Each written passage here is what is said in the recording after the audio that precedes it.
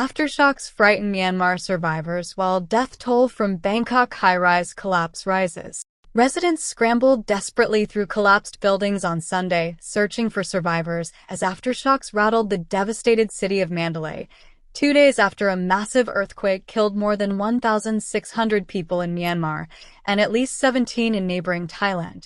The initial 7.7 magnitude quake struck near the central Myanmar city of Mandalay early on Friday afternoon, followed minutes later by a 6.7 magnitude aftershock. The tremors collapsed buildings, downed bridges, and buckled roads, with mass destruction seen in the city of more than 1.7 million people, the country's second largest. "We have been approaching collapsed buildings, but some structures remain unstable while we work," he said, asking not to be named because of security concerns. Scores of people were feared trapped under collapsed buildings across Mandalay, but most could not be reached or pulled out without heavy machinery, another humanitarian worker and 2 residents said. "People are still stuck in the buildings, they can't take people out," said a resident who asked not to be named. Elsewhere in the city, tea shop owner Win Nguyen picked his way through the remains of a collapsed restaurant on a main road in his neighborhood, tossing bricks aside one by one. "About 7 people died here when the quake struck on Friday," he told AFP. "I'm looking for more bodies, but I know there cannot be any. We don't know how many bodies there could be, but we are looking." On Sunday morning, a small aftershock struck, sending people scurrying out of a hotel for safety, after a similar tremor felt late Saturday evening. Truckloads of firefighters gathered at one of Mandalay's main fire stations to be dispatched to sites around the city.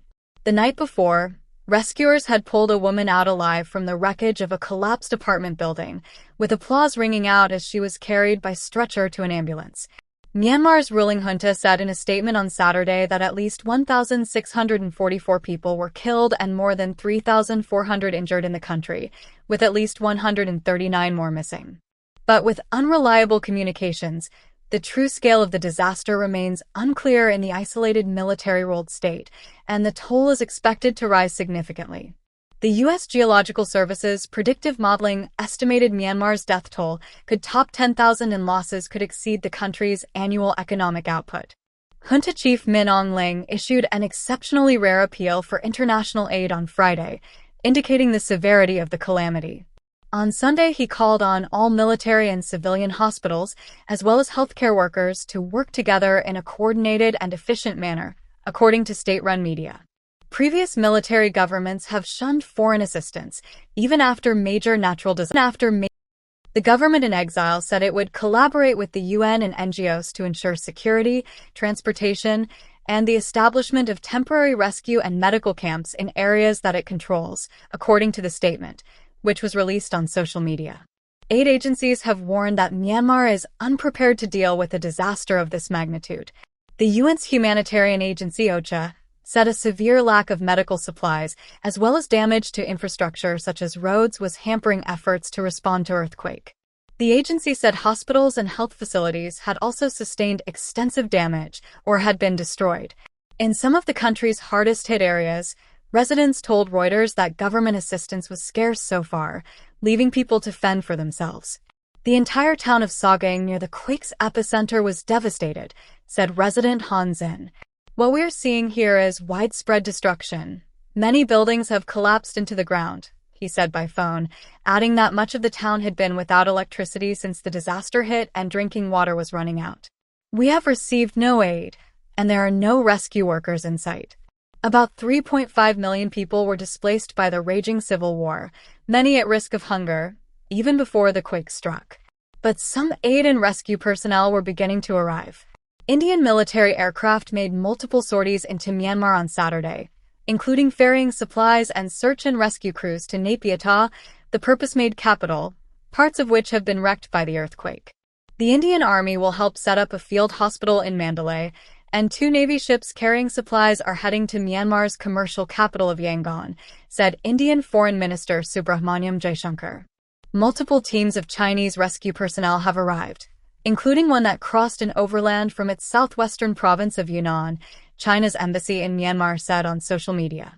A 78-member team from Singapore, accompanied by rescue dogs, was operating in Mandalay on Sunday, Myanmar state media said. Across the border in Thailand, rescuers in Bangkok worked Sunday to pluck out survivors trapped when a 30-story skyscraper under construction collapsed after the Friday earthquake.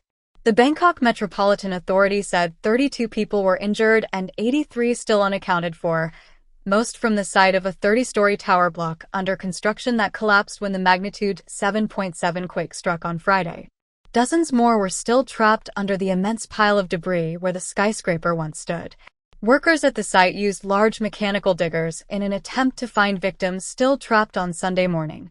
Sniffer dogs and thermal imaging drones have also been deployed to seek signs of life in the collapsed building, close to the Chatuchak weekend market popular among tourists.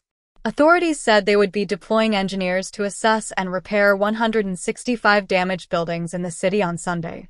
Agents France Presse and Reuters contributed to this report. We know. Seeing these messages is annoying. We know that. Imagine what it's like writing them. But it's also extremely important. One of The Guardian's greatest assets is its reader-funded model. Reader funding means we can cover what we like. We're not beholden to the political whims of a billionaire owner. No one can tell us what not to say or what not to report. 2. Reader funding means we don't have to chase clicks and traffic. We're not desperately seeking your attention for its own sake. We pursue the stories that our editorial team deems important and believe are worthy of your time. 3. Reader funding means we can keep our website open, allowing as many people as possible to read quality journalism from around the world, especially people who live in places where the free press is in peril. At the moment, The Guardian's work is funded by just 2.4% of our regular readers. If you're in the other 97.6%, appreciate our work and believe that good journalism is important to protecting democracy in an age of misinformation, please consider joining the readers in Bangladesh supporting The Guardian today. We value whatever you can spare, but supporting on a monthly basis makes the most impact, enabling greater investment in our most crucial, fearless journalism. As our thanks to you, we can offer you some great benefits, including making these messages go away. We've made it very quick to set up, so we hope you'll consider it. Thank you.